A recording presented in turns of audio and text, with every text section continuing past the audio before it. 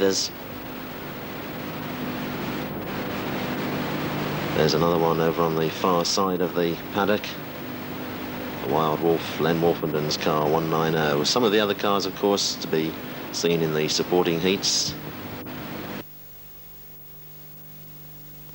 And you can usually pick out the cars belonging to the world finalists because of the attention that's been done on them by their mechanics.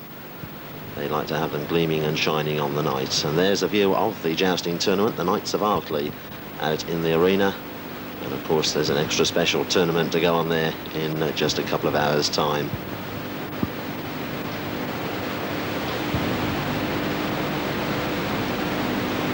Back in the pits, more activity, and there's Stuart Smith, big favourite for the race, lining up on the second row of the grid, 3 times a world champion.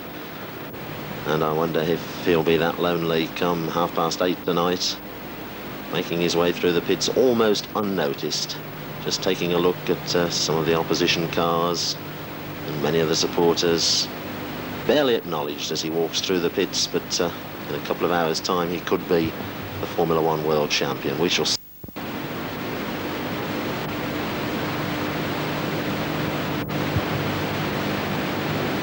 And a last-minute polish for the car of Len Wolfenden, the man on inside pole position. And that was a glimpse of Dave Mellor's car, the 304 car. Dave unlucky to go out in one of the semi-finals. He went out in the Hartlepool semi-final.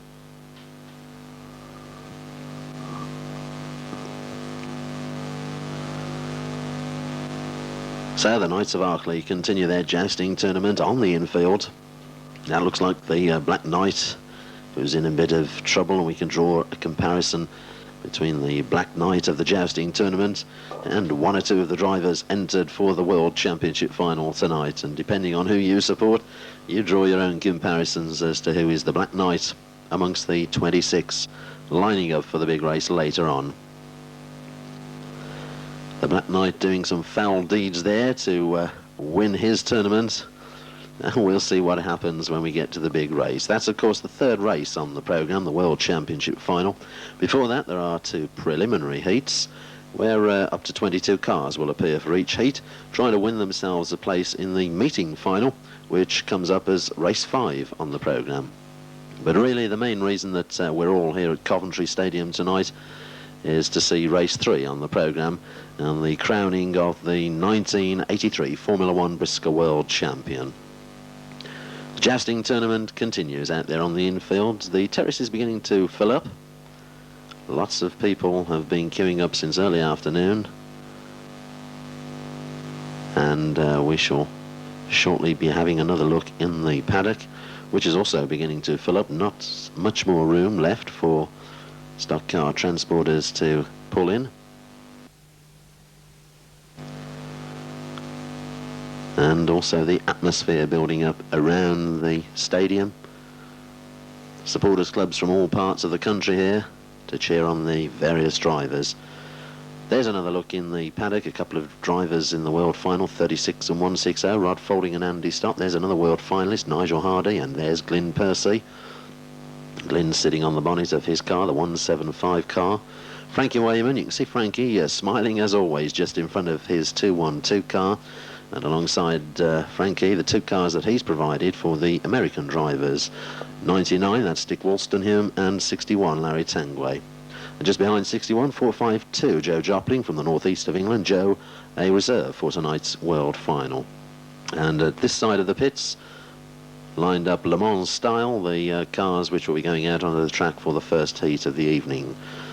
That's the Andy Webb car, not Andy at the wheel, but one of his mechanics. That car will be out in one of the heats. The jousting tournament continues, and each time we have a glance at the jousting tournament, it's interesting to see that the terraces are filling up a little more.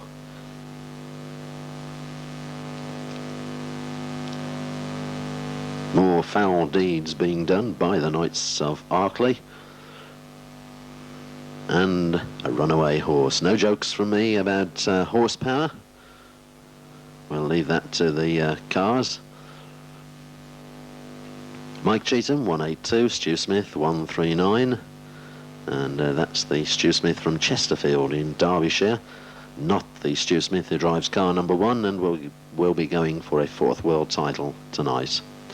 But finicking, we saw that car coming out of the transporter earlier on. There it is in all its glory. And there are the transporters lining up in the pit, the supporters lining up on the terraces. And there's a section of the track, the pits bend. The track looking in A1 condition. And let's take a look at the first heat of the evening. 22 cars. First 2 of them emerging from the pits there, 459 Chris Paxford and 144 Pete Hamer. Then come the B-grade cars, the yellow roofs. 65 is John Stirk and 347 is Andy Shaw. 205 next in line, that's Tony Sterling emerging from the pits. Another C-grader going out there, that's 412 Dave Tapping. 73 Rob Cowley, and it looks as though Dave Tapping has found a little problem with that pit ramp, the ramp leading over the Greyhound track. Rob Cowley, one of the local drivers in this race. Jeff Nichols in car 215. 69 Neil France. All these cars going to be racing in Heat 1 of the Coventry Stadium Trophy. That's George Hampstead in 405, Graham Alwell in number 50. 462 Keith David, sponsored by Home Extensions, Keith David's own company, also sponsors of Stuart Smith number 1. 62 is Robbie Craig and 213 Des Chandler.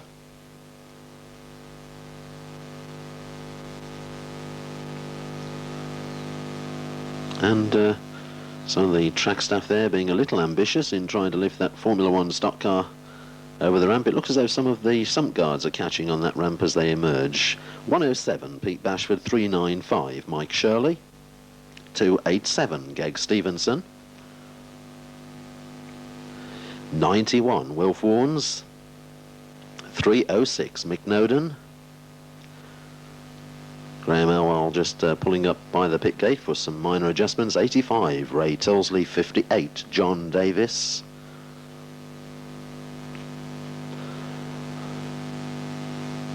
92 George Braithwaite, and I think that just about completes the lineup for Heat 1.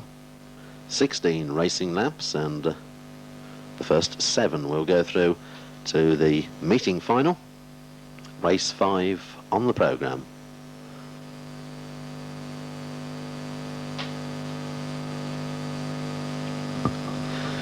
The packed terraces, I should think it's safe to say that virtually everyone is now inside the stadium who's planning to be inside the stadium tonight.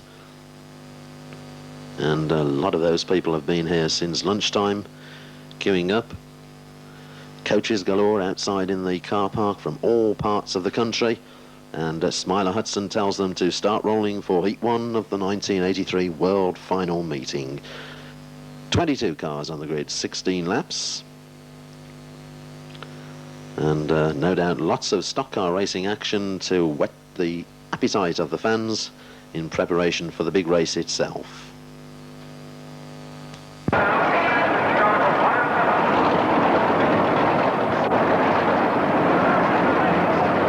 noise, some indication of the feeling on the terraces, and this just for the opening heat of the meeting, with a lot of low graders and very few big names in this one. So one can imagine just what the atmosphere will be like in an hour's time when the cars emerge from the pits for the big race itself.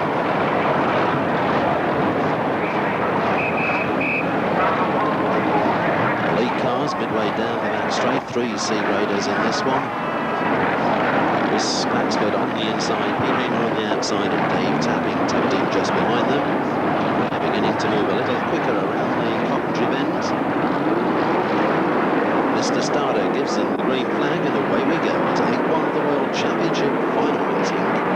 Down into the pits bend go the leaders for the first time, with Chris Paxford in the 459 car, Dave Tapping on the inside line in 412. But Paxford holds on to that lead position as they go up into the Coventry turn.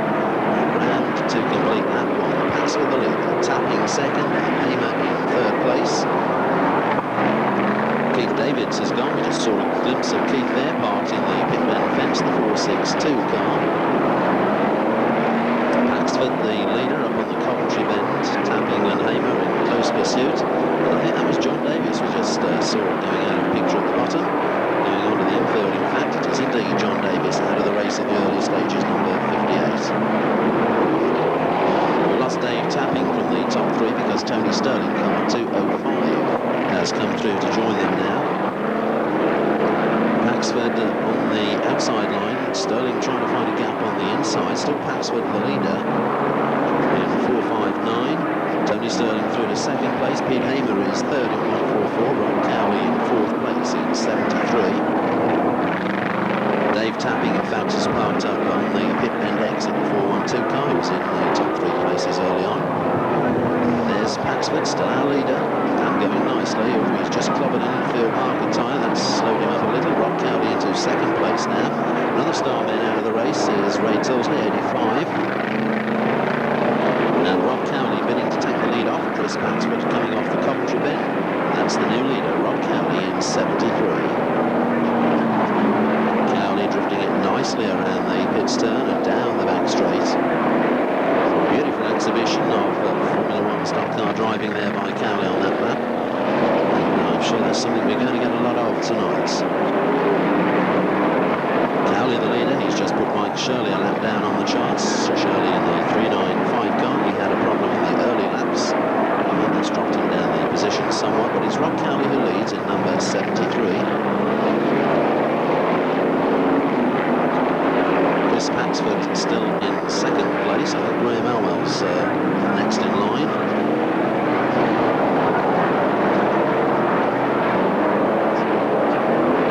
Around that Coventry turn. Back into the home straight. The track looking in immaculate condition, as one would expect at Coventry Stadium on World Final Night. Cowley just having a little personal battle with his own steering wheel. And that's the art of driving a Formula One stock car. You have to win the battle with the car before you can go out and win races. Cowley the leader, we're into the second half of this opening heat now. And there seems very little to trouble the progress of Rob Cowley at the moment. It's a back marker pulling off on the back straight, like Jeff Nichols, 215. And just looking at the only car in view as he came down the home straight that time. Paxford still up in the top three placings in 459, and Pete Hamer, who was also in the leading position early on, 144, he's still going well. Noden's coming through the field in 306, but they're all some way behind this guy in the lead position, Rob Cowley, number 73. Rob, a local driver from Nuneaton. And remember that each of the races alongside the World Final tonight carries meeting final prize money. So to win this heat, in fact, would be worth quite a lot to Rob Cowley.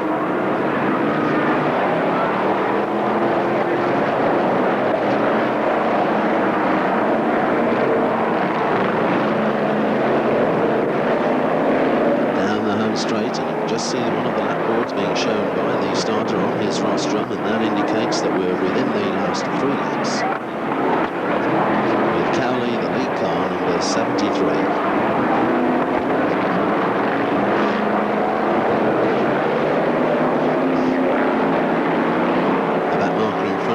George Hampstead in 405, but that shouldn't impede the progress of Rob Cowley. He hasn't got too far to go now before he can see the checkered flag. Down the home straight, another of the lap boards comes out, and Rob Cowley well on his way to a memorable victory in the opening race on World Final Night. Graham Elwell up in second place. Chris Paxford, a good drive by him, he's still holding on to third. But there's the checkered flag going out, no doubt about the winner, and look how pleased he is with that. Rob Cowley, number 73, touching the Hosfernio waves there, I think, but Rob Cowley well pleased with his heat win. Second place then going to Graham Elwell, number 50, and third was 459 Chris Paxford. Fifth was 144 Pete Hamer. I beg your pardon, Hamer came in fourth place. Fifth was 306 Mick Noden, and sixth 91 Will Flores. So Rob Cowley turning out to be a quite easy winner, in fact, in the end of Heat 1. There he's going around the stadium collecting the applause of virtually everyone in the stadium. A lot of stock car racing going on around the track there in that one, but Rob Cowley well away with the lead position. We move on to Heat 2, and the cars emerge from the pits, led out by Pete Bott in 267 and Robert Scriven in 117. Jimmy Smith, car number 82, and that should complete the C-grade lineup, the cars with the white roofs.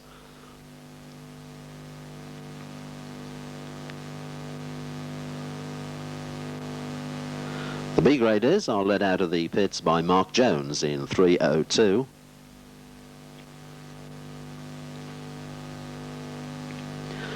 Andy Webb in 247. Nick Selby in 477. David Squire in number 11. Neil Picorni, car number 74. Alex Ferrada, 171.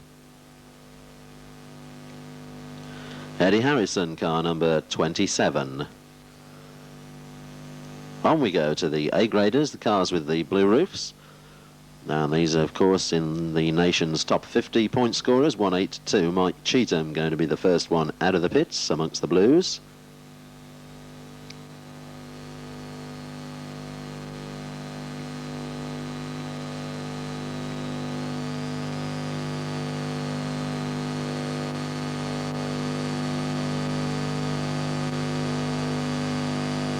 '51, Mo Smith emerges from the pits. 464, Ian Stirk, the next one coming out. Graham Blundell in 156. 337 is Steve Bates. 481, Graham Soule. 139, Stu Smith. 281, Rob Pearce, and that should complete the blue tops for the second heat of tonight's meeting. It will be another 16-lap event, and the first of the stars coming out of the pits is Gerald Taylor, car 250. Gerald, one of the reserves for the World Final tonight, having finished in 11th place in the first World Championship semi-final. Behind him and coming out of the pits is 471, Bobby Burns.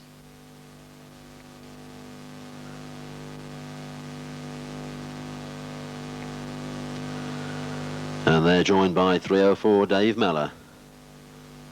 The biggest surprise probably of the non-qualifiers from the two semi-finals. His legion of fans in the Midlands very disappointed that Dave is forced to go in Heat 2 rather than Heat 3, which of course is the World Final itself. Joe Jopling, who drives car 452, is also due to take his place in the lineup for this second heat. But at the moment, there's just the possibility that Joe may be called upon for the World Final race itself. He's the first reserve, and that's the reason that Joe has not made an appearance as yet. Quite a bit of panic going on in the pits, it would seem, about the possibility of there being a non-starter. But more about that when the cars emerge to take their place for the World Final. As you can see, they're moving around the circuit now to take their grid positions for the second heat, from which, once again, the first 7 will qualify for the meeting final. And there they go, onto the rolling lap. Now Mr. Starter, Smiler Hudson, telling them to get cracking and get rolling. 21 of them this time on the grid, and they're under starter's orders.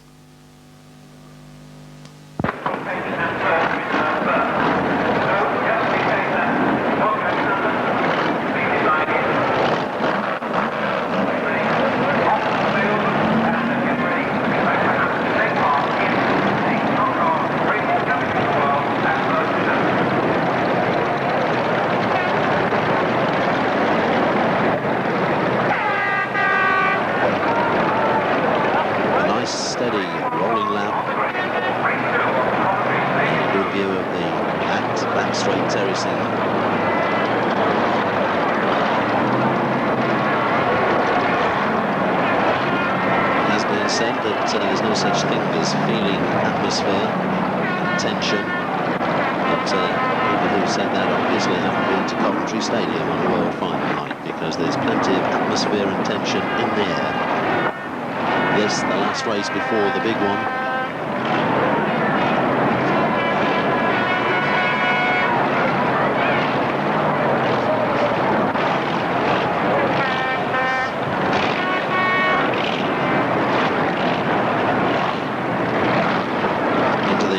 Turn they go, they're speeding up it just a little bit. And that's the green flag. The race is on. Pete Bott leads them off down the home straight with Robert Scriven second and Andy Webb in third place as they go into the pits turn. Mark Jones running fourth, and it's like Nick Selby in fifth place. Jimmy Smith was brought off straight away, car number 82. And it's Pete Bott who's going to lead them at the end of lap 1. 267, Pete Bott the leader.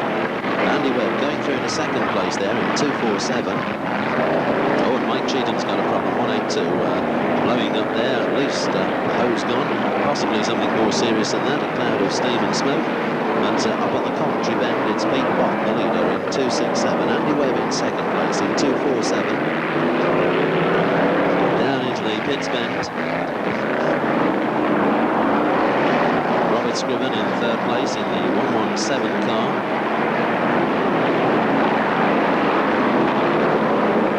And Pete Bott throwing that car around with Gay Abandon, the ex-Hosfernio car, and Pete Bott certainly handles it the way that Hosfernio used to. Lots of right foot. Andy Webb battling away behind Pete Bott, with Scriven still running third. Those top two seem to have broken away somewhat from Robert Scriven. It's still Pete Bott in first place. Andy Webb looking for a chance to get past him.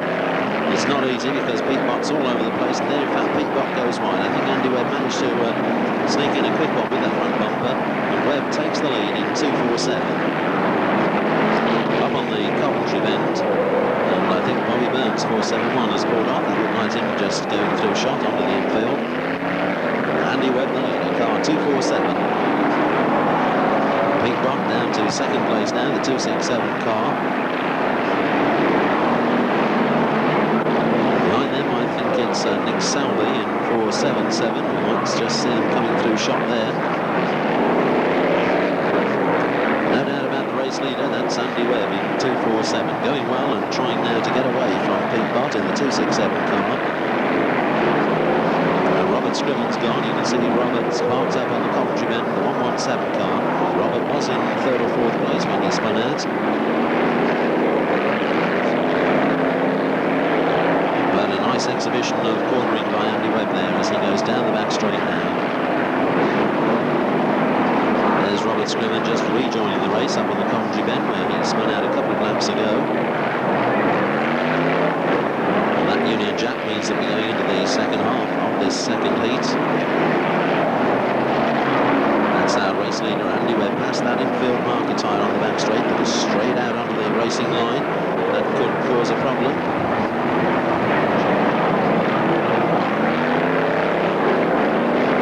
Andy Webb motoring nicely around the circuit. And if he holds on to that position, that's going to be a second local Midland driver winning the heat tonight. Identical roof colouring as well to the first winner. That's if Andy Webb can hold on to that position in the lead. At the moment he's under no threat. It's still Pete Bott in second place in 267, but Pete's about a quarter of a lap down on the leader, and we've got a problem on the back straight. And there you have it. Dave Miller has flipped his car. 304, Dave Miller turned over, landed back on his wheels. I think David Squire's in there with him, and Eddie Harrison, the other car, 27, is Harrison. The race continuing, but Dave Miller's aerofoil has been flattened completely onto the roof of his car, and it was in fact that infield marker tyre that was on the racing line down on the back straight that caused the problem. Andy Webb still leads in 247, and that's an interesting little chicane down the back straight now, which forces them off the usual racing line. But it doesn't slow up the progress of the race leader, Andy Webb. There he goes, down the home straight. The lap boards are out, we're in the closing stages. Pete Bott is holding on to second place. And there's Webb going past the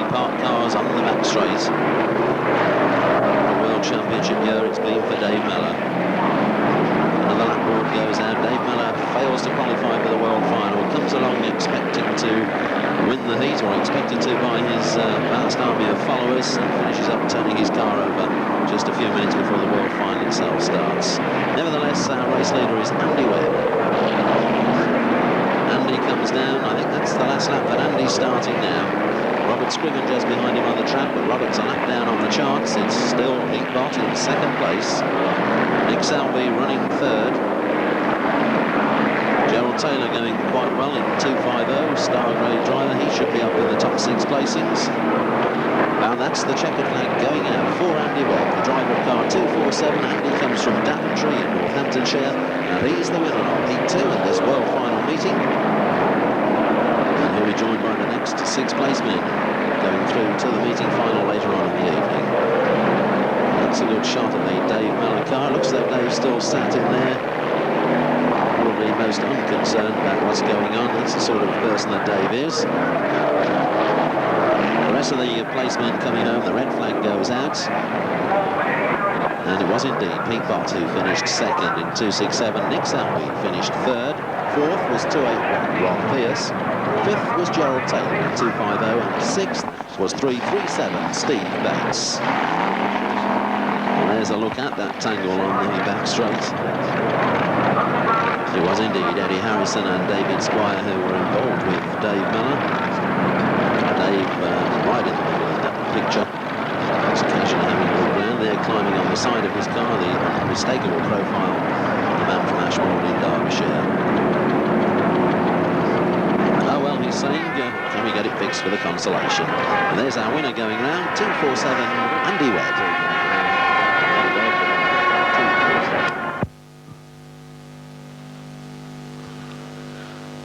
So as Andy Webb goes around, that's Heat 2 over and done. And the next one, well, that's the reason we're all at Coventry Stadium tonight. The 1983 Formula One World Championship final.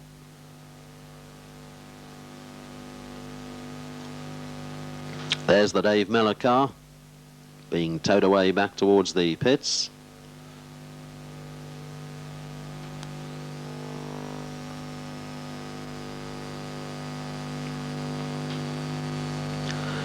And the scene is now set for the 1983 BriSCA Formula One World Stock Car Final, sponsored by Elliott's Car Accessories. And down there in the tunnel, the first car should be parked, waiting to go out onto the track. As soon as the Coventry pace car has finished its work, it'll pull into the pits in front of that driver. That's Len Wolfenden sitting on the bonnet of his car. And then the parade will be off, and we shall introduce the drivers to you as they come out onto the circuit.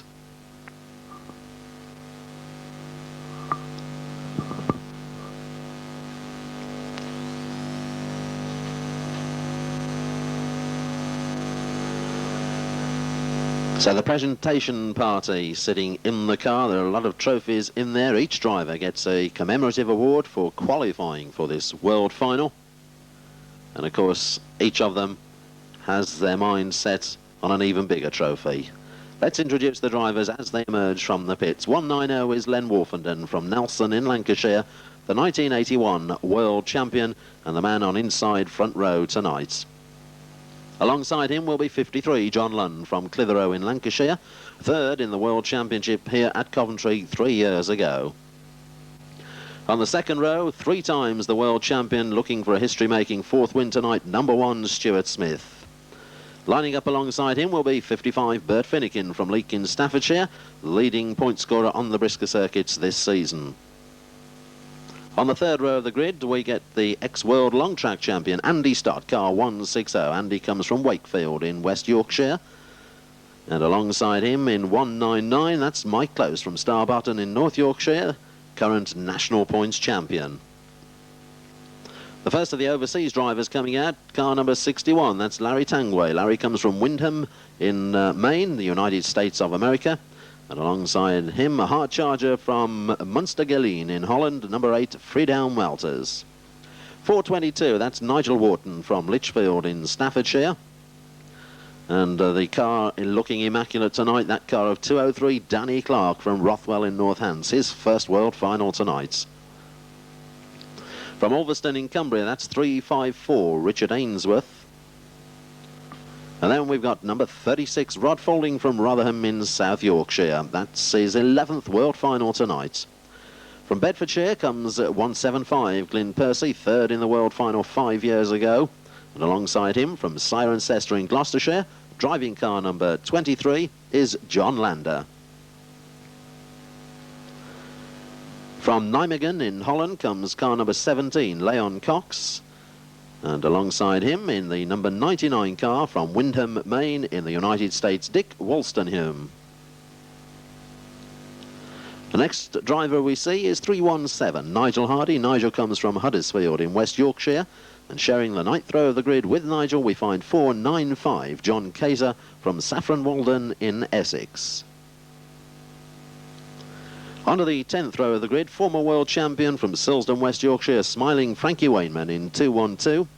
And alongside Frankie in the 108 car is Steve Evans from Radcliffe, Greater Manchester. We move down now to the 11th row of the grid, and that's where we find the defending world champion with the gold roof, number 2, Willie Harrison from Rotherham in South Yorkshire.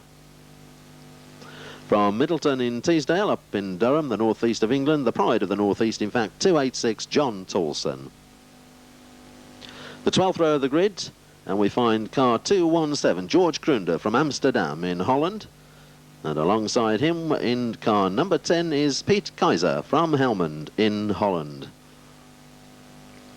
Pete, a driver who made quite a name for himself when he was over in this country for the European Championship weekend. Doing pretty well, figuring in the results on a shale track, in fact, up in the north of England. And the last row of the grid, taking part in his third world final tonight, 294 from Thornley in Durham, John Dowson, and 136, Dave Taylor from Warrington in Cheshire, a world final debut for him. Well, those are the 26 cars. There's the band marching off, leaving the track to the drivers, their mechanics, and the young ladies who are going to present the commemorative trophies. And if you just watch the drivers climbing out of their cars, looking a little bit nervous, the mechanics fussing around them, doing up crash helmets and safety harnesses, no doubt the drivers' fingers trembling just a little bit too much to cope with that tonight.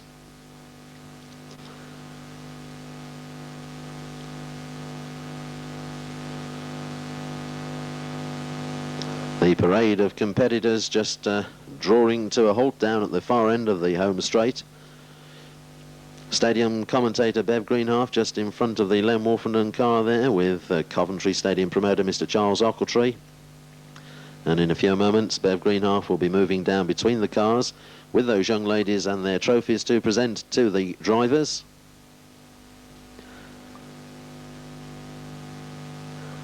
And then a track official will hold up some boards, the first of them showing the drivers that there are just 3 minutes to the off, and that will be the signal for the mechanics to start making their way back to the pits, knowing that they've done all they can do for their own driver.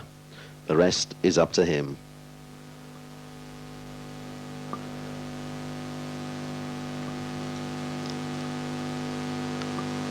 So it builds up towards what could be described as the race of the century, but then every world final is billed as that every year. However, this time we do have 6 hard-charging frontliners on the first 3 rows of the grid, and it seems, talking to the pundits over the past few weeks, you can perm any 3 from those 6 to finish in the top 3 placings. Wolfenden and Lund on the first row, Smith and Finnegan on the second row, Stott and Close on the third row. And by his performances so far over in this country, one shouldn't rule Friedan Welters out from making a name for himself. Certainly he'll be hard-charging with the rest of them down to that first bend. We shall see. The presentations start down there on the home straight. Pretty soon the mechanics will be moving off, leaving it to the drivers. The atmosphere is electric, the tension is building up, and soon the Elliott's Car Accessories 1983 Formula One World Final will be underway.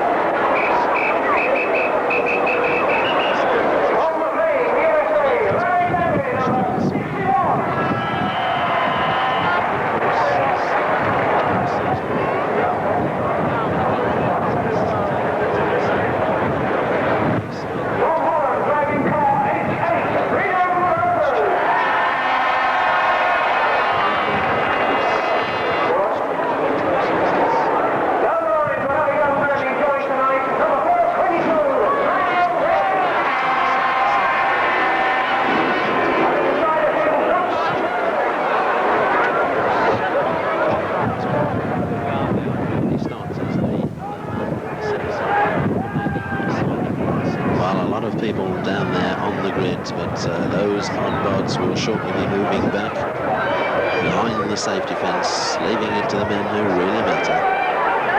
The 26 drivers now strapped in their cars. There go the mechanics making their way back to the pits. And the hours of dedicated work that they put in the last few days will soon be repaid one way or another.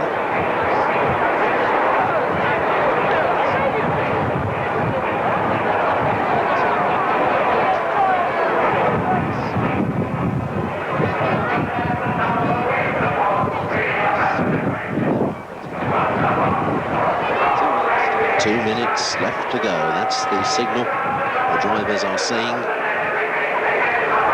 Front half of the grid, the drivers are strapped in, and most of the mechanics have left. Down at the back end of the grid, one or two minor adjustments, mainly to safety harnesses. The starter moving down the grid, just checking the safety harnesses for himself. The job done. The mechanics leave the arena.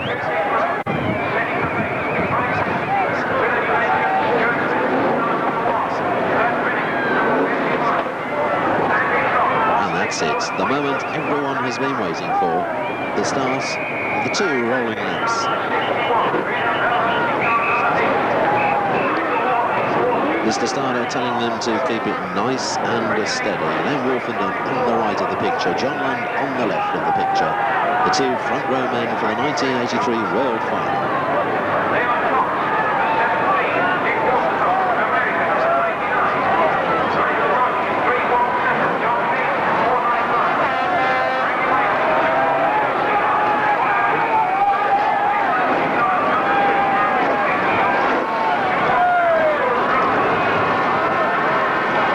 Shining under the floodlights,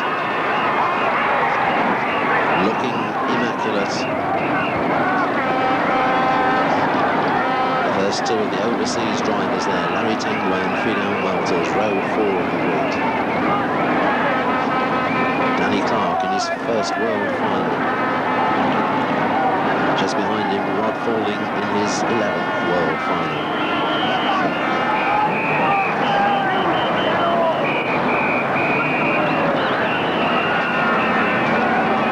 Flashbulbs popping all over the terraces. Supporters wanting to keep a photographic memory of this moment.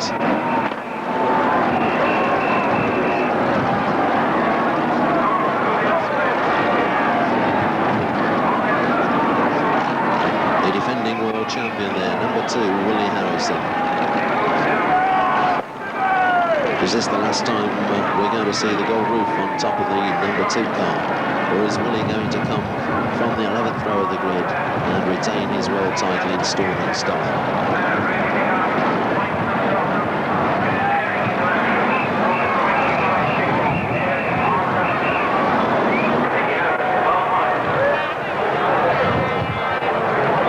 The lonely figure of the starter in the middle of the home straight. They're coming round to end the first rolling lap.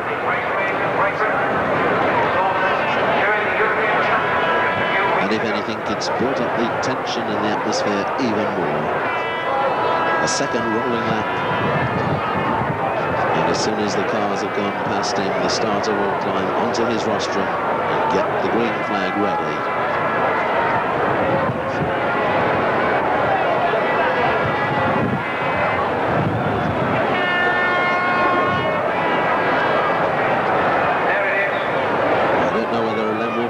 Something to the starter then, or whether he just shook his hand, but nevertheless, the rolling lap continues.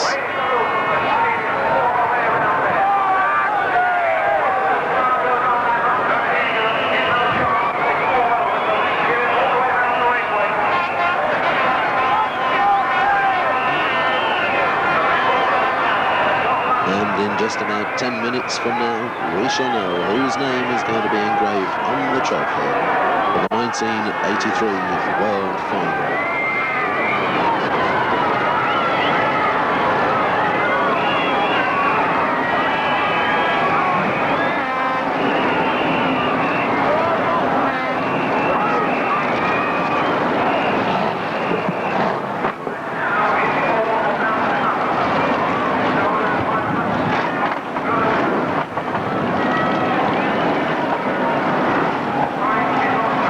last chance for the people on the terraces to give their support to their favourite driver before they all thunder down towards our camera position on the first lap.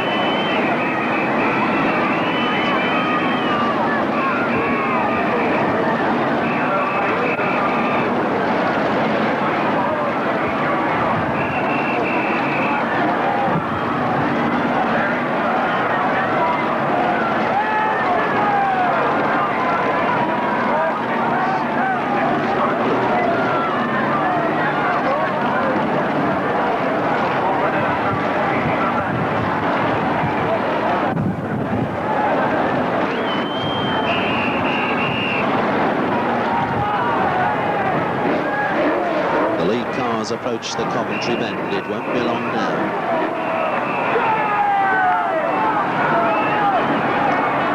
The rolling lap begins to speed up just a little bit.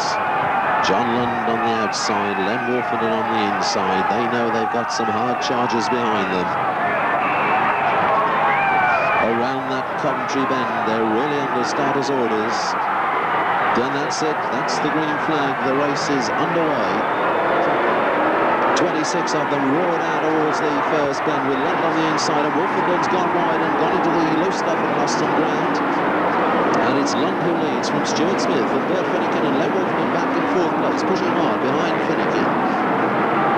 Round the Coventry bend. Down the home straight at the end of the first, Wolfenden in more trouble, losing ground. Smith trying to go through on the inside of John Lund there. Lund fighting back. Lund from Smith, Finnegan and Wolfenden. All in trouble there for Andy Stott and Mike Close and Richard Ainsworth. They've all gone out. So that's the end of the hopes of Mike Close and Andy Stott. Two of the top six on the front three rows, and their World Championship hopes have gone.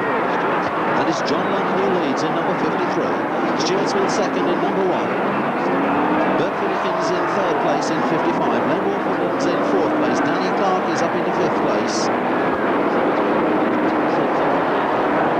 So the sort-out continues. And John Lund is the leader in number 53. In there behind Pete Kaiser, one of the Dutchmen who's a lap down on the charts. Stuart Smith in second place in car number 1, doing his best to stick with John Lund, but Lund's setting a very fast early pace in this World Final. Down the home straight with another lap completed. Lund the leader, Smith in second place. Let's pick the rest of them up as they go through. There's Bert Finnegan in third place. Len Wolfenden in 4. Danny Clark 5. Could be Nigel Hardy in sixth place. Coming into the home straight, and John Lund still the leader with Stuart Smith looking for a chance to use that front bumper. Lund taking an outside line into the bends and a nice line out of them, and still he holds on from Stuart Smith. They're beginning to pull away from Bert Finnegan. Up into the Coventry turn. Smith tries again on the inside line.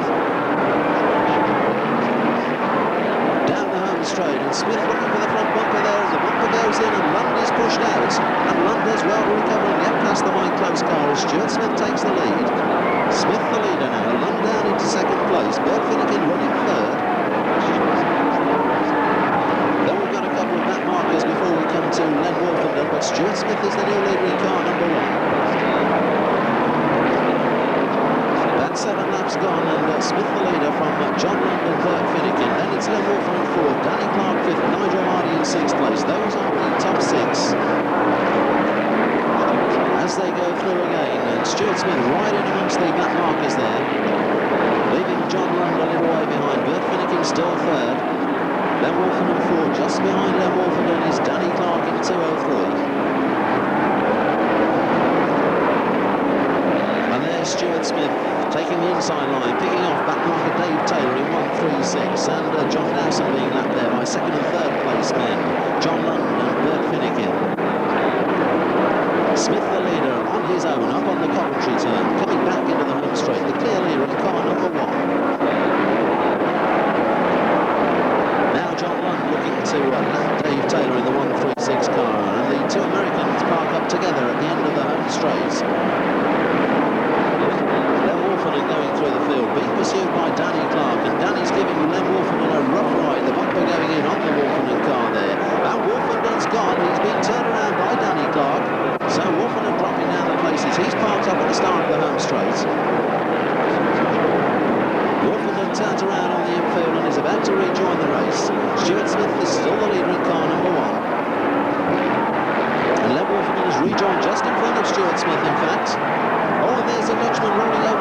straight, and that's Leon Cox, I think, who's just flipped his car. There it is, with the back axle out of that car, and Nick Orphan holding up the progressive Stuart Smith, and Smith's caught an infield marker tyre. And this is drama indeed in the race, but I think the wave yellow flags are coming out, the flashing amber lights are on in fact, and the race is being brought into a period of caution because that Dutch car has rolled over on the back straight. And that's causing a problem there as the driver is helped clear of that car. The order is Stuart Smith the leader, John Lund at second and Bert Finnegan third. Those are the top three.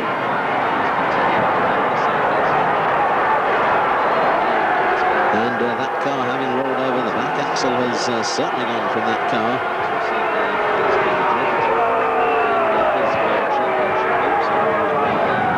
There are the leaders in the home straight.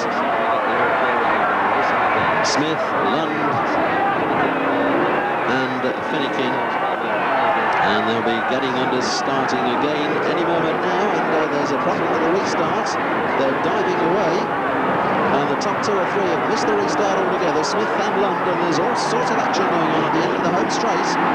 Chaos develops down there on the pit's turn. All sorts of problems going on, and we'll try and pick the leaders out for you as they come round again.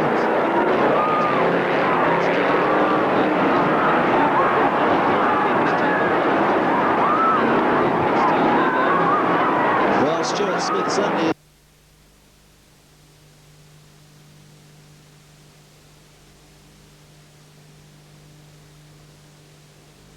a few places down in fact, and it could be that Danny Clark's the leader. In fact it is Danny Clark the leader in 2:03, Nigel Hardy second in 3:17. Then Glenn Percy and Stuart Smith battling it out for third place, and Smith has gone past Percy. But Smith has got Nigel Hardy second and Danny Clark first in front of him. And my goodness, what a surprise that will be if those two A-graders were to hold on to those positions. Danny Clark and Nigel Hardy, 1-2 in the world final. Stuart Smith down in third place.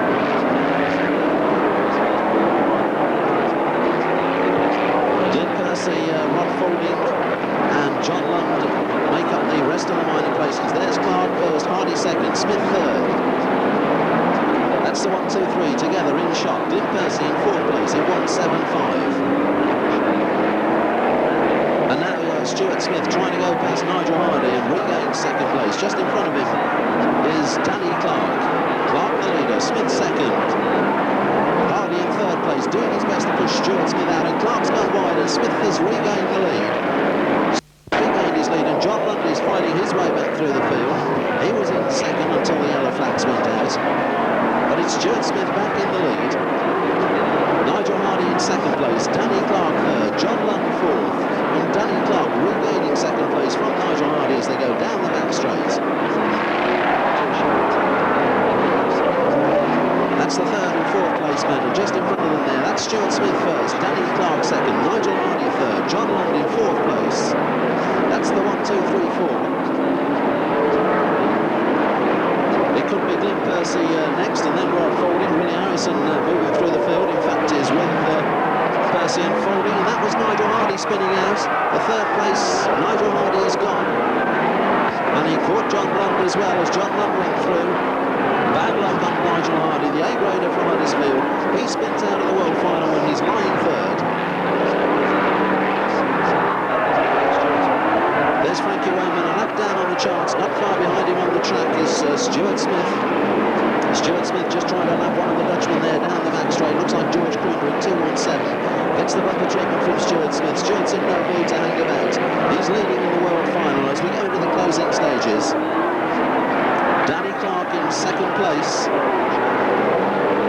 In third place it's John Lund in 53. Behind John Lund is Willie Harrison coming through now, just gone past Glenn Percy. That drops Percy down a place. And then Rod Faulding just in behind Glenn Percy, and that's the order in the closing stages.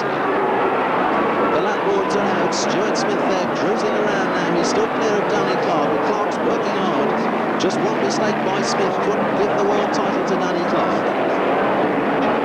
Back into the home straight comes Stuart Smith.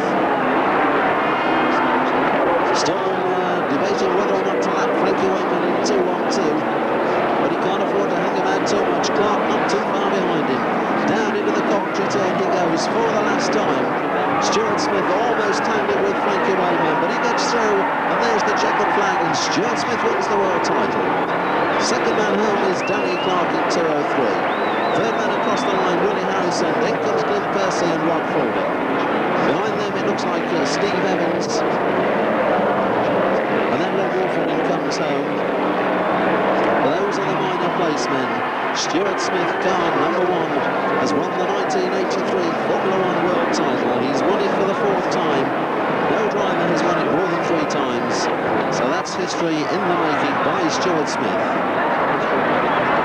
And just listen to what the Stuart Smith fans think about that. Stuart pulls up down by the start-finish line. Absolutely amazed, Danny Clark pulls up behind him. There's Stuart climbing out of his car. Onto the roof he goes. And he salutes his fans in the grandstand as they salute him, the 1983 Stock Car Formula 1 World Champion.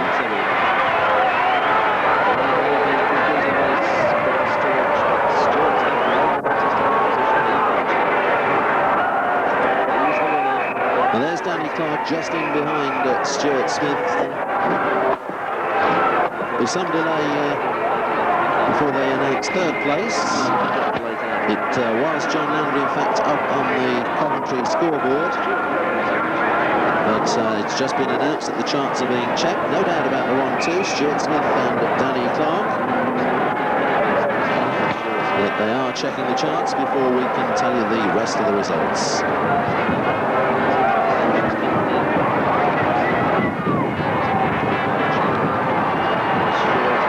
Stuart looking absolutely delighted with life, flinging the checkered flag about for all he's worth.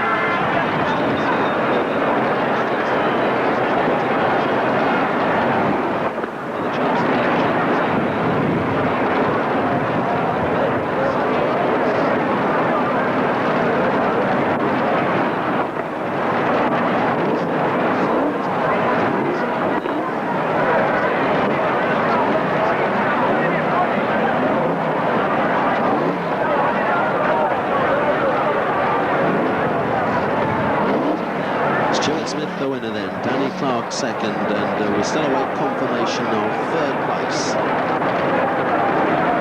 But what a superb drive by Stuart Smith. Who at one stage must have been down in about 5th position, just after the halfway stage. Having previously led for about 5 laps, then to find yourself relegated to 5th and still fight your way back in. That's quite something. Bad luck on 1 or 2 drivers in that race, notably Nigel Hardy, who was not expected to have any chance of finishing in the top 3. He was lying in 2nd place at one stage, and in fact disappeared from the race when he was lying 3rd.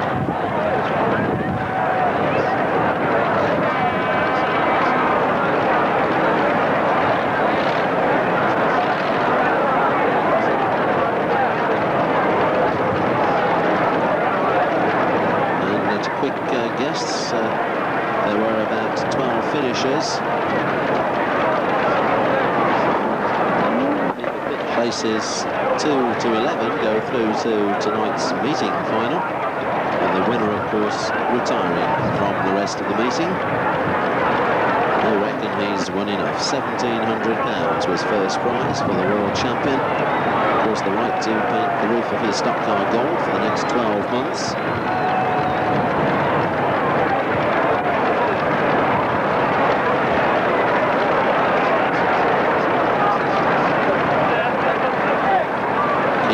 The sponsor of Stuart Smith down there, giving Stuart a big hug.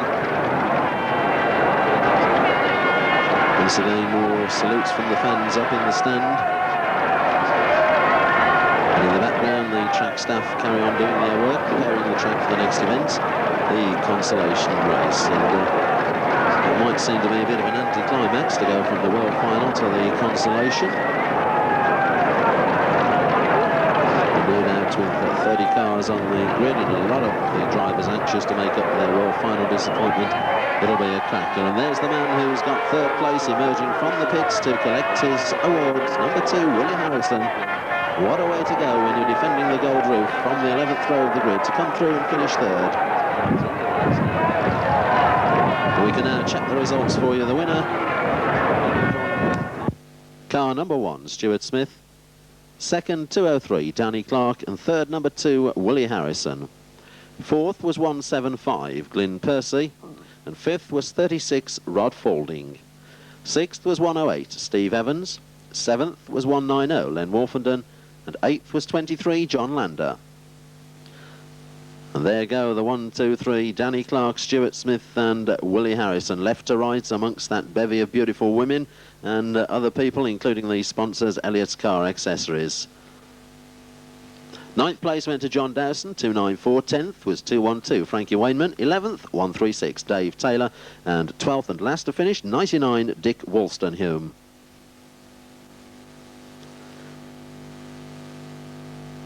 Harrison, Smith and Clark on the victory car, and the delighted Stuart Smith crew following them round with the number 1 car.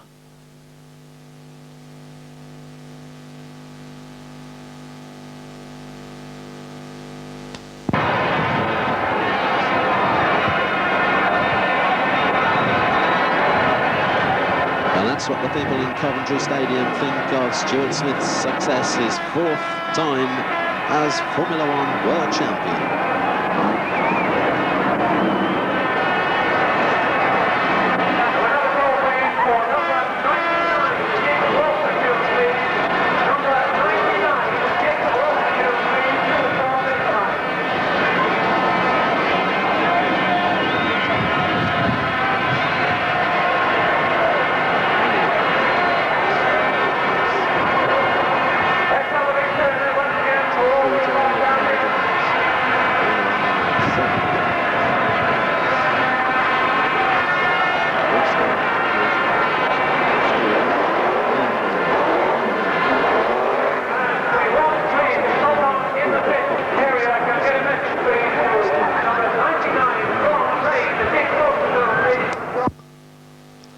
Lots of photographs still being taken down there on the start-finish line as the top 3 drivers come back.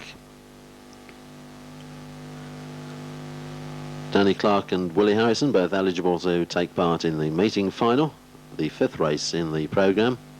There's still that checkered flag being waved about by Stuart and his crew.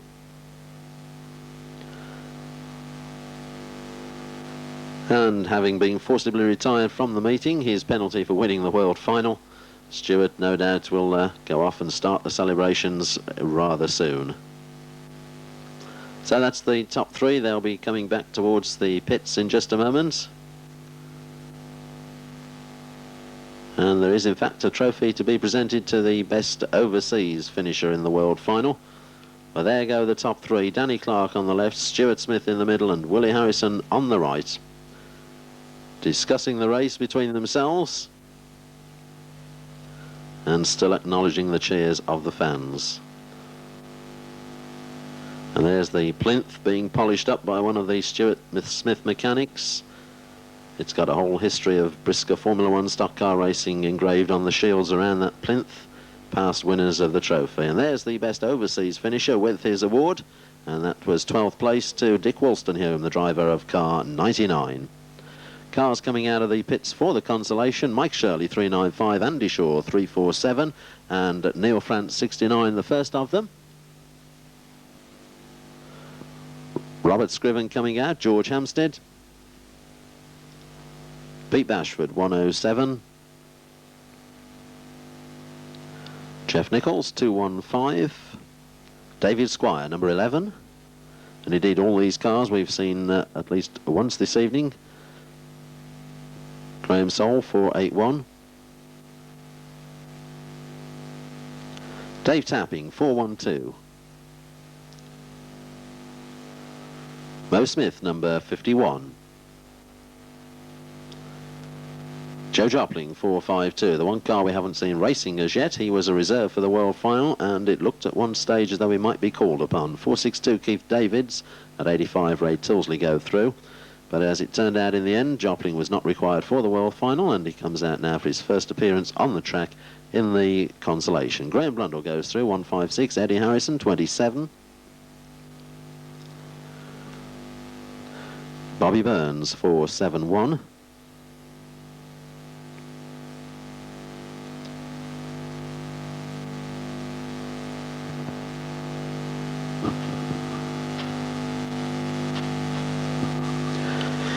'53 John Lund emerges from the pits, a driver who must have been very disappointed with his progress in the World Final race, because despite losing ground during the mid part of the race, John fought his way back up to around about 4th place, only to go out in a tangle in the closing stages. That was Nigel Hardy, 3.17. who must surely have the biggest hard luck story of the race. We've just seen Mike Cheatham go out, and still they're having that slight problem with the ramp over the Greyhound track. Bert Finnick in the next car to emerge from the pits.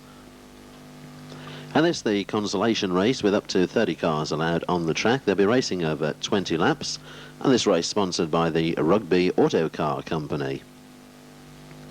We've already got the first 7 cars from each of the opening heats tonight through to the meeting final. Places 2nd to 11th in the World Final race go through to that meeting final. So there are just 6 places left on the grid, and that will be made up by the top 6 cars in this race we're about to see.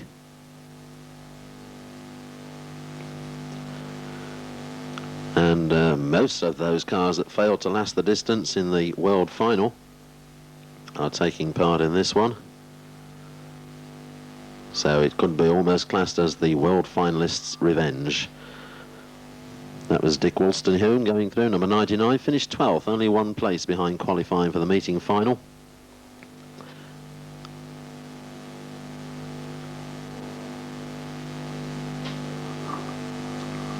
John Kaiser, car 495. John was the first driver to get away on the restart around about the halfway stage in the World Final. And it looks as at one stage as though he was winning, but in fact John was a lap down on the charts. And in any case, John failed to finish. So we're on to the rolling lap for the Consolation event, the Rugby Auto Car Company Trophy. 30 cars on the grid, 20 laps the racing distance, and only 6 of them going through to the meeting final.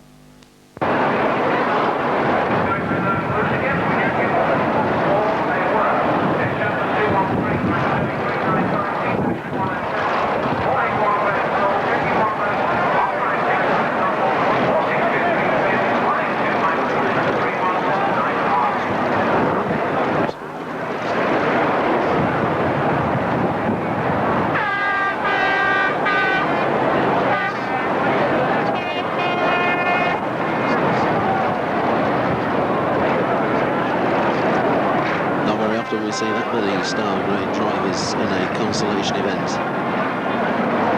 Not very often we only see 2 white tops in a Consolation event. More of the magic of World Final nights.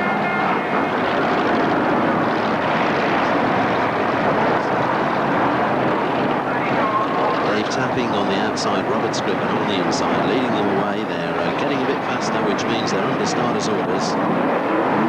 And there's a puff of smoke from the back end of the Scriven car as the green flag goes out and the race gets underway. Down on the pit turn, Scriven and Tapping, the 1-2. Andy Shaw goes through there in 3rd place in 3.47, so that's our top 3 in the early stages. Coming around to complete the first lap, and 1.17 Robert Scriven, the race leader. Dave Tapping in 2nd place in 4.12. In 3rd place, Andy Shaw in 3.47. That's the 1-2-3.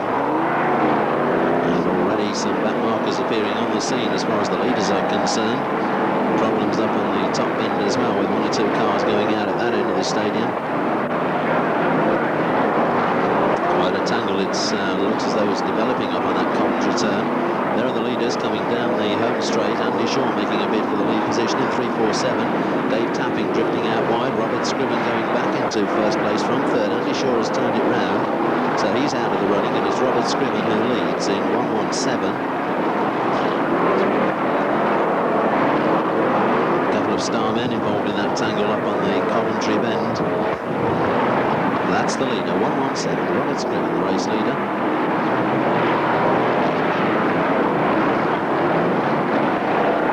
Looks as though it's Jeff Nichols in second place at the moment in 2.15. And that's quite a bit of traffic coming down the home straight just in front of the lead car. That is the lead car. Rob Scriven from Fairfield, Gloucestershire. Jeff Nichols going through there in second place in 2.15.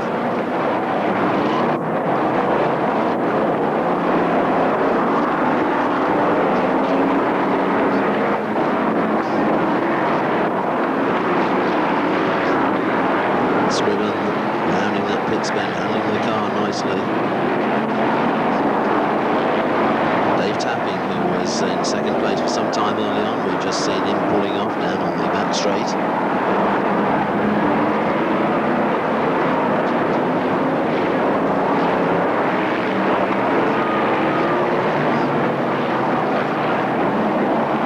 And Jeff Nichols in 2.15, not allowing Robert Scriven to move away. So it's a narrow lead that Scriven has got, and still on marker tyres being forced onto the circuit. And Scriven not getting his line right round the pits bend that time, and David Squire pushing past Jeff Nichols there to go into second place. Eddie Harrison with them, the top four together as they go into the Coventry bend. Scriven in 1.17, the leader. Squire in second place in number 11. Oh, and the bumper goes in hard there. Squire pushing hard behind Robert Scriven. Eddie Harrison is in third place. Jeff Nichols is fourth. And Robert Scriven has been turned around there by David Squire, but Squire has gone himself. And that changes things at the front, putting Jeff Nichols in the lead position in 2.15. And he's gone wide down on the pits turn, and that's Nigel Wharton through from fifth place to first in the space of half a lap. Nigel Wharton, the new leader, 4.22. Down the home straight he goes. Mo Smith just in behind him in the number 51 car. Mo Smith in second place. Best of the star men, in fact, up into third place now is Andy Stott in 1.60. And he's not too far behind the top two. Keith Davids there in 4.62, a lap down on the charts. But being nudged along by Nigel Wharton down on the Coventry bend. And Wharton in a spot of bother there. Clobbers one of the tyres on the infield, but that doesn't slow him up too much. And Mo Smith almost going past Wharton into the lead position there. It was the parked car of Jeff Nichols that stopped Mo's progress. Nigel Wharton from Mo Smith, that's the 1-2. Oh, and Wharton's climbed all over the front end of Mike Shirley's car. But the wave yellow flags are out, and that may have saved Nigel Wharton, because they'll have to drop into single file in the order they were in when the yellows went out. And Nigel Wharton was about to exit the race there.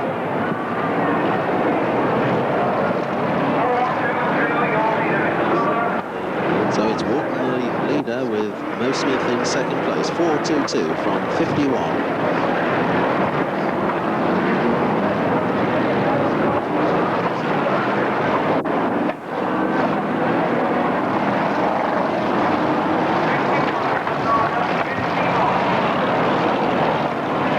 That's a good idea of the number of cars still left running in this Rugby Auto Car Company Trophy, the Consolation race.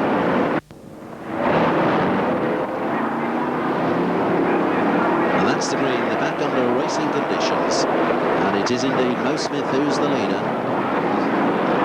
Nigel Hardy in second place now. And Nigel Wharton obviously losing that ground due to the wave yellow flags coming out. Mo Smith the leader, car number 51. Round the pits bend, there's Nigel Hardy going through in second place. All loose tyres bouncing about on the back straight. Mo Smith the leader then. Car number 51 comes from Cleveley in Essex, and he leads this consolation event. Nigel Wharton fighting back though in 4.22. And he's back inside the top three. Chasing hard after the leader. There is the leader down the home straight and into the pits turn. There's Nigel Wharton now just behind him, so it's 51 Mo Smith and 4.22 Nigel Wharton. That's the 1-2. And once again, Keith Davids appears just in front of them. Mo Smith leans hard on Keith Davids round that pits turn. Into the back straight they go. 51 Mo Smith.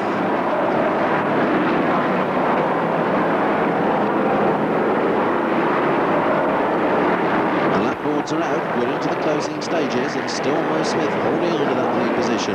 Keith Davids being shunted aside there by Nigel Wharton. Nigel still wants that checkered flag. He's chasing hard after Mo Smith down the back straight. We're right into the closing stages of this consolation event. Smith and Wharton side by side almost down the home straight, but Smith still has the advantage. Wharton down in second place and working hard. He's not going to stand up a second. He's still chasing hard after Smith. Coming to the Coventry bend.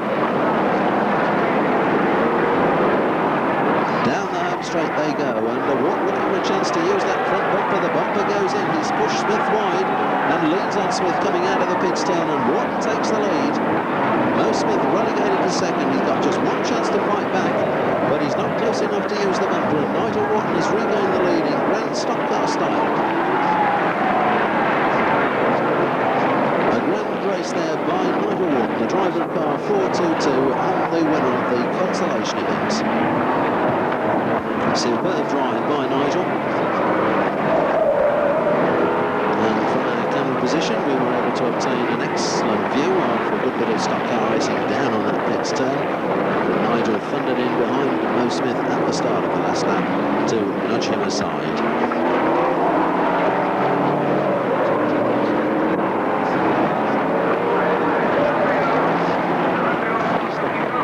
That's the red flag going out. Lap scorers have all the placemen they require.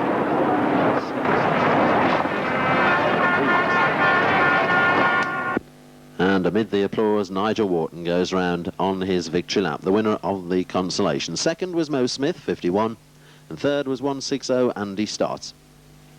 Nigel Hardy was placed fourth in 317.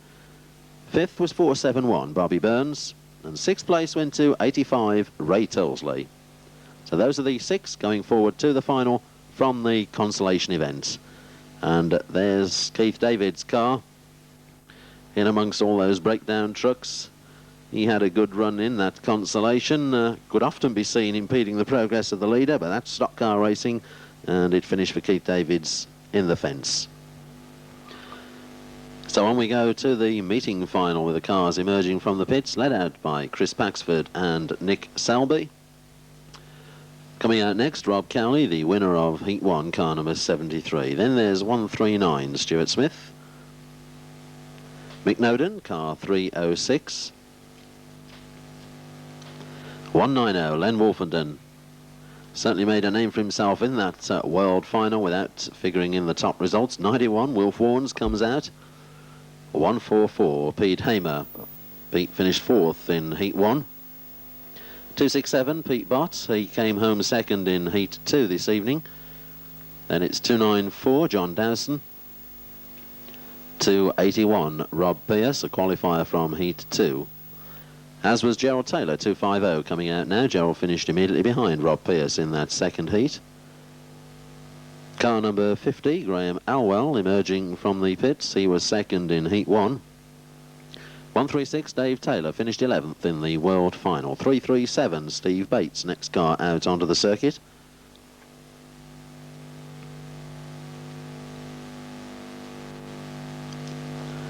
.36, Rod Folding, 5th place in the world final.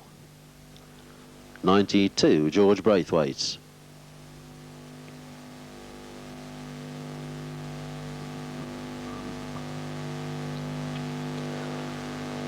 85, Ray Tilsley.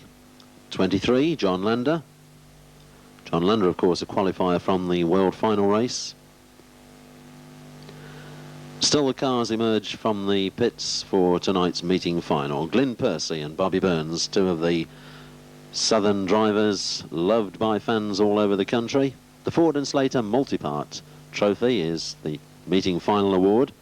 Up to 30 cars have qualified for this final. 20 laps is the racing distance. Alex Ferrada comes out of the pits, car 171. Len Wolfernan is pulled up just by the pit gate. Andy Stott, 160, 212, Frankie Wainman. Two drivers who will be disappointed with the world final as far as their own performance went.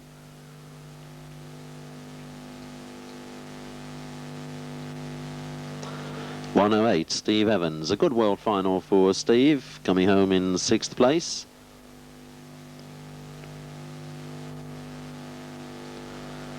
And Willie Harrison, car number 2. The gold roof has gone. In theory, it's still there actually on the car, but it will be gone, no doubt, by the time Willie appears at his next meeting, very likely at Rochdale tomorrow. Nigel Hardy.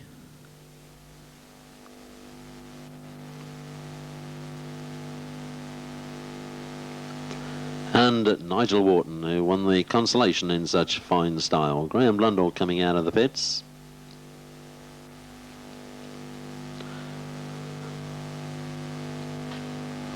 And the cars being moved forward to start the rolling lap for the Ford and Slater Multipart final.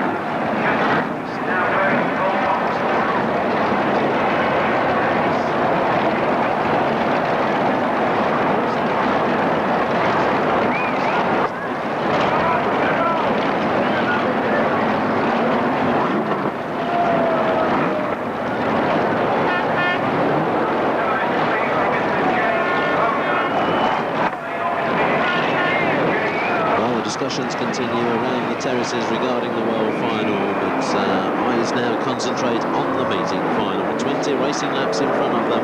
The green flag is down, the race is on. And it's Chris Maxford who leads them into the first turn.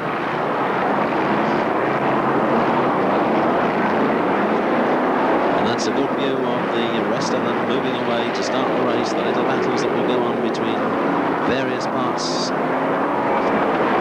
around the circuit, and here come the leaders at the end of the first lap, with Pete Bart in the lead position from Chris Paxford in 2nd place, Alex Ferrada 3rd, Pete Hamer 4th. Those are the top 4. Somebody just gone through with a flat tyre. Looked as though it was Stu Smith 139 in fact. And those are the tail enders moving away onto their 2nd lap.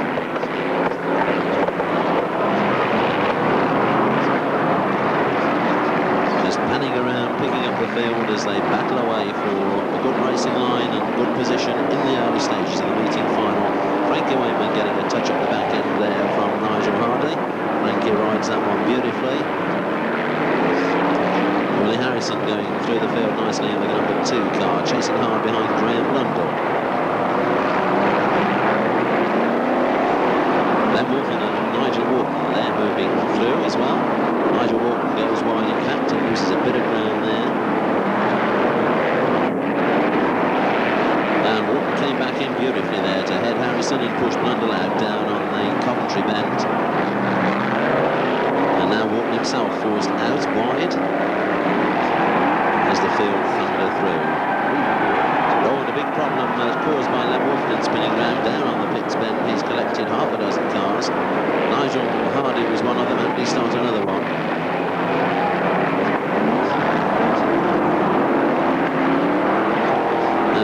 acknowledges that Willie Harrison is leading the chasing pack. In fact, not far behind the leaders, with Nigel Wharton sticking close to Willie Harrison at the moment.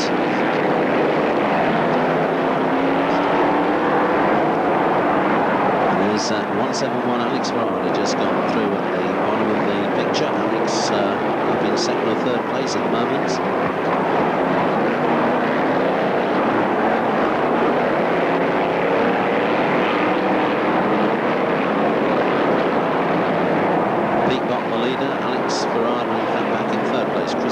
Still second.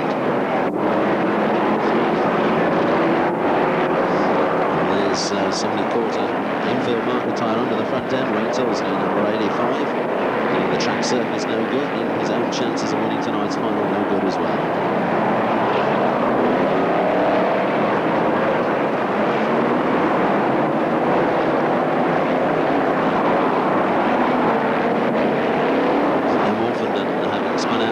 During this evening's racing. Now motoring well around the circuit, he's gone through. There's George Braithwaite, 92, and Nigel Hardy being turned around by Pete Bott, but it's cost Bott his position, 267.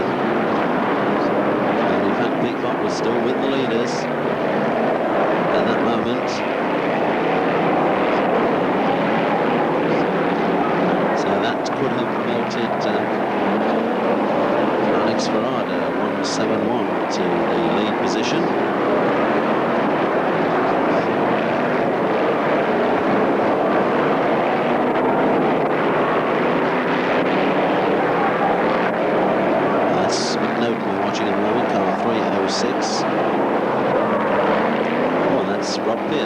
Clobbering the fence and a flash fire underneath the car, nothing to worry about. So Rob suddenly spun off the racing line towards that fence post on the pits bend. And there's Willie Harrison motoring through in car number 2, shoving someone out of the way up on that Coventry bend.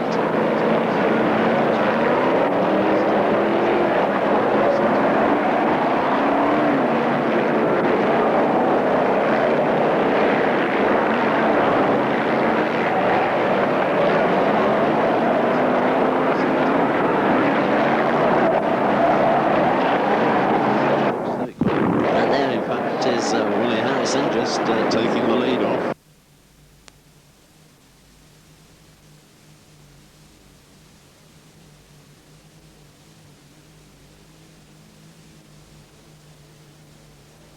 Harrison is the race leader.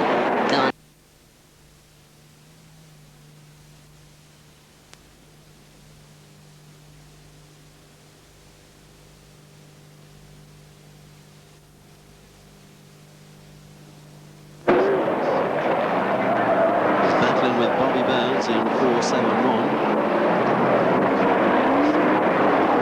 But Harrison going nicely, and he's come through from the rear end of the grid to take the lead.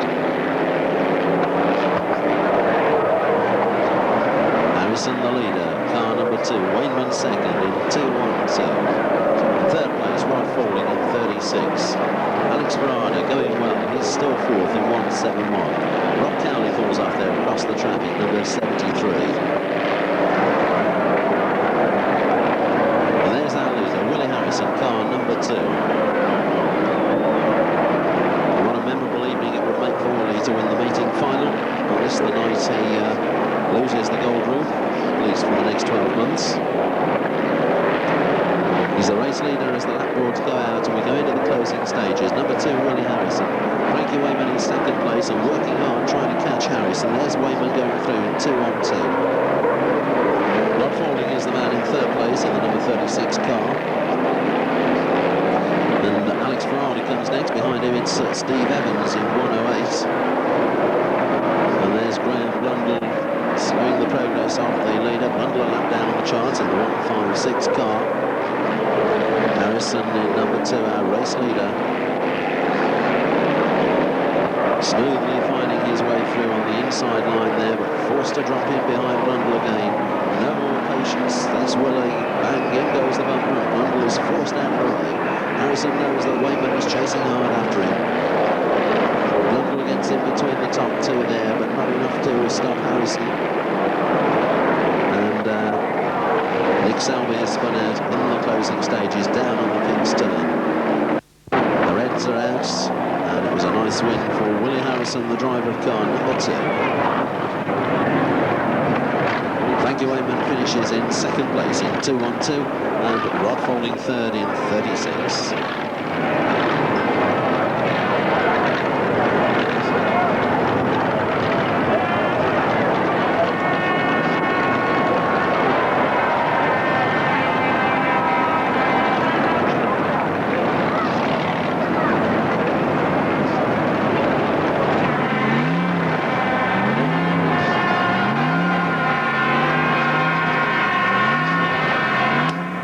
And that's what the fans think of Willie Harrison winning the meeting final, the Ford and Slater multi-part trophy.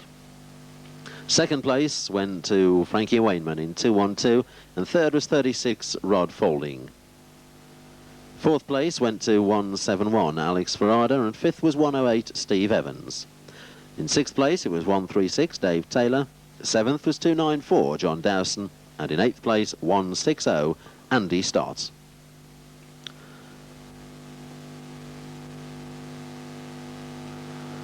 A view then of the packed terraces underneath the grandstand, and the grandstand itself packed, and no doubt the bar, the long bar at the top of that grandstand now filling up with drivers who've loaded their cars up for the evening, racing done for one reason or another, and many of their own fans will be in there discussing the various merits of that world final race. Cars emerging from the pits now for what is the last race of the evening. The Grand National Championship qualifier, this one sponsored by Mitchells and Butlers with their Brew 11 label. And at least two of the Dutchmen going to take part in this one. Friedan Welters has just gone through the picture, and there's Pete Kaiser about to join him to add an international flavour to the last race of the evening.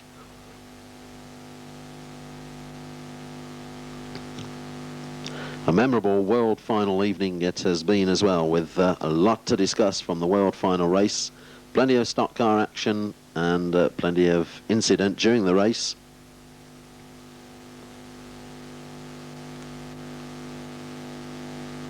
And like most world finals, it'll probably be talked about until the next one comes around in 12 months' time.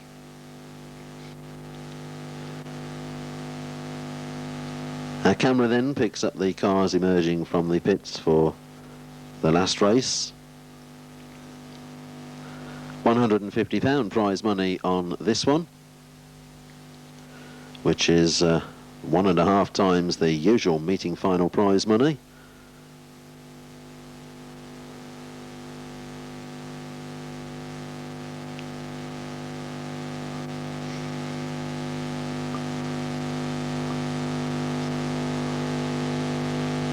And what a winners list it's been tonight. I wonder who's going to add their name to the list in this final race. A couple of Midland B graders winning the opening heats. Stuart Smith, of course, the world final, and then a couple of starmen, Nigel Wharton and Willie Harrison, winning the meeting consolation and the meeting final.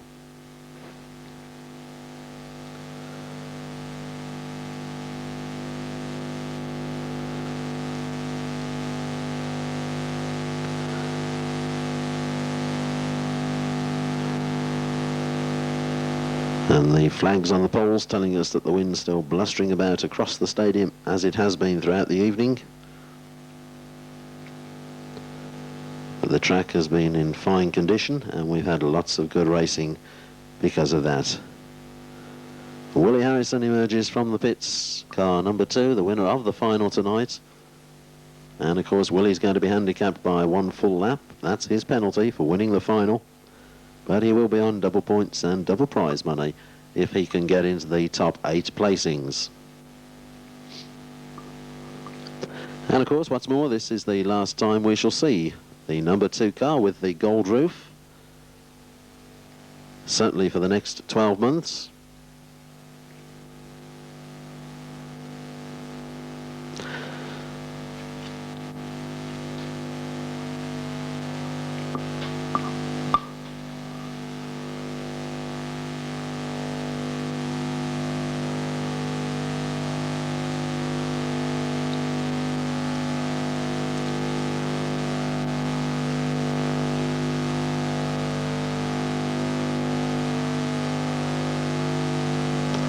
Two of the Northeasterners emerging from the pits there. Gerald Taylor in 2.50, John Dowson in 2.94.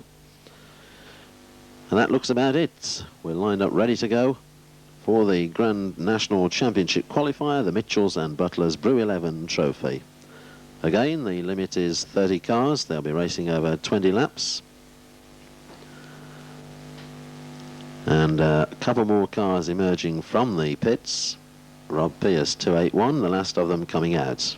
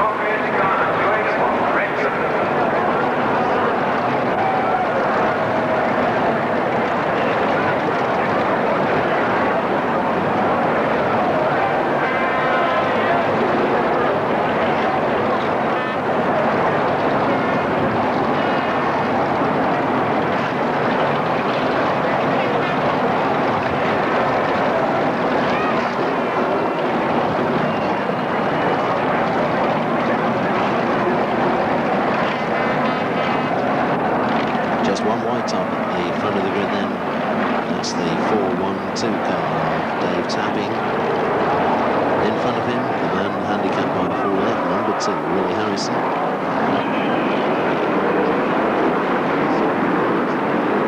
And they start moving because the green flag is out and the race is on.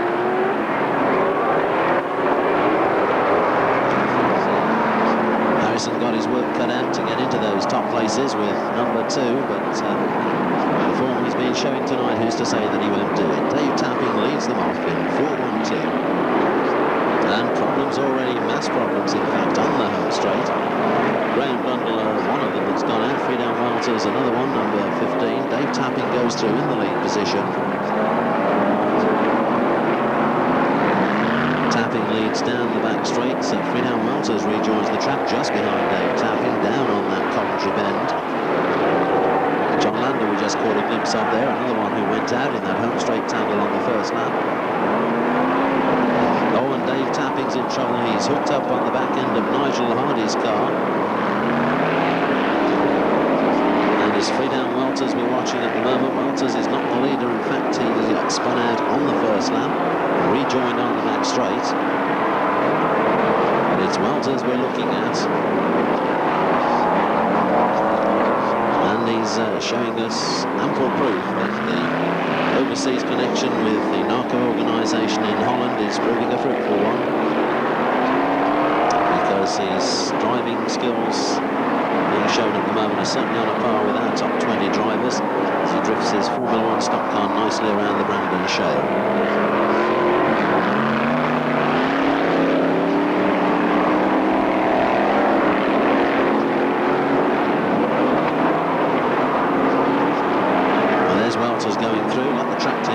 Because the leading group of cars are all on the far side. He's just clobbered an infield market tyre.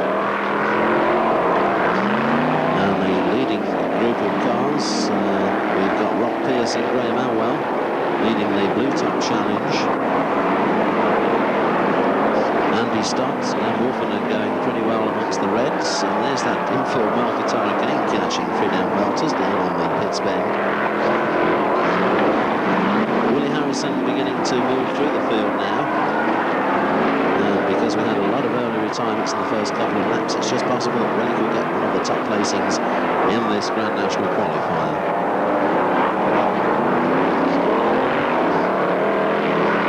So we're still looking at Walters as he goes down the back straight. That's Mick Noden just in front of him on the circuit. But Noden not with the leaders.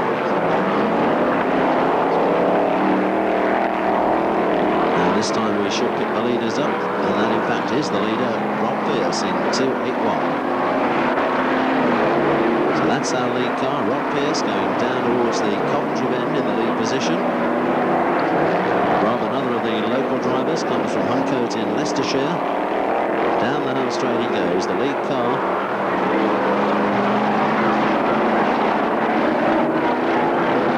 Number 50, Graham Elwell, was in second place just a lap or so ago. Glenn Wolfenden coming through the field in 190 and chasing hard after the leaders. That's our lead position, Rob Pearce, 281.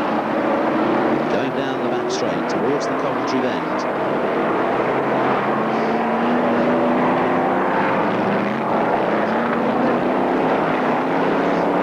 The Union Jack is out, so we're well into the second half of this Grand National qualifier.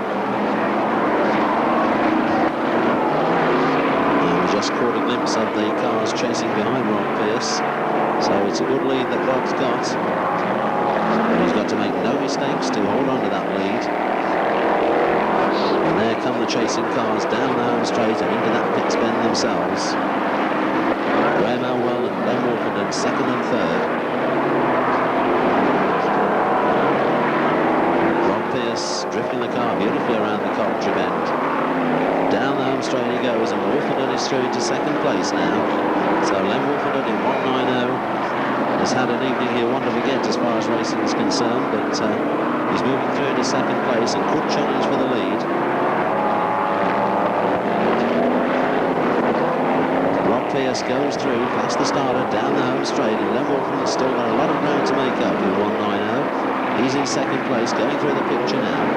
Graham Elwell back in third place. Andy Stott has gone through the picture fourth.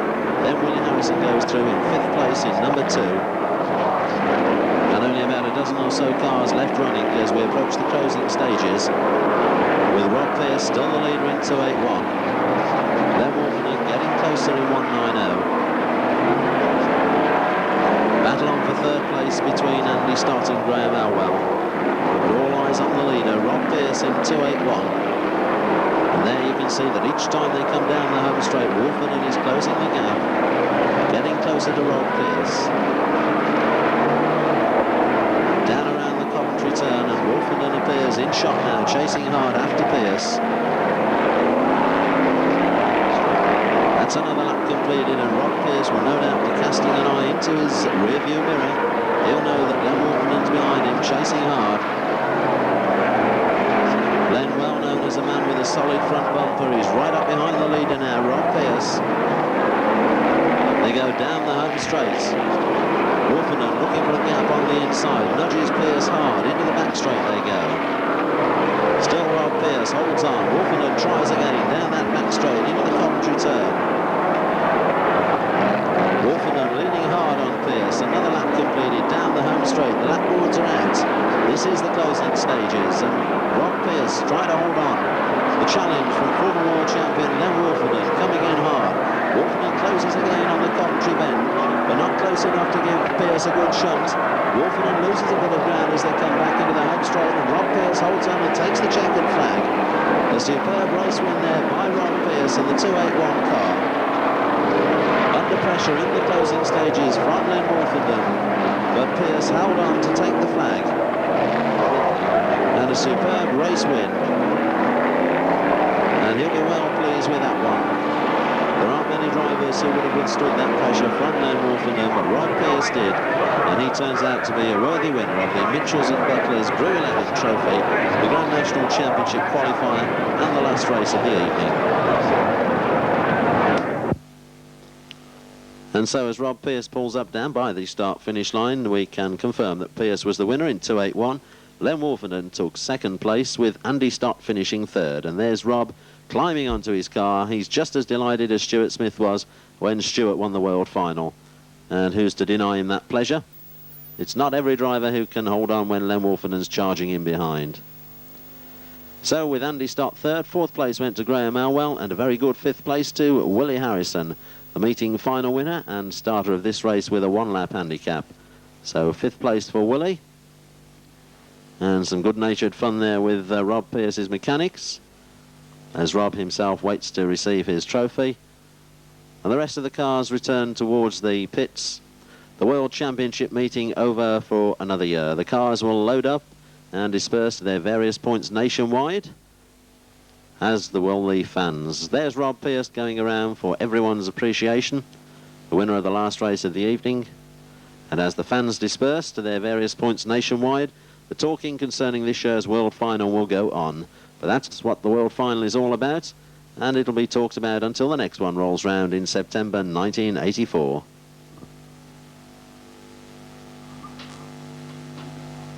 Back through the field to win the title. So BriSCA stock car racing at its very best.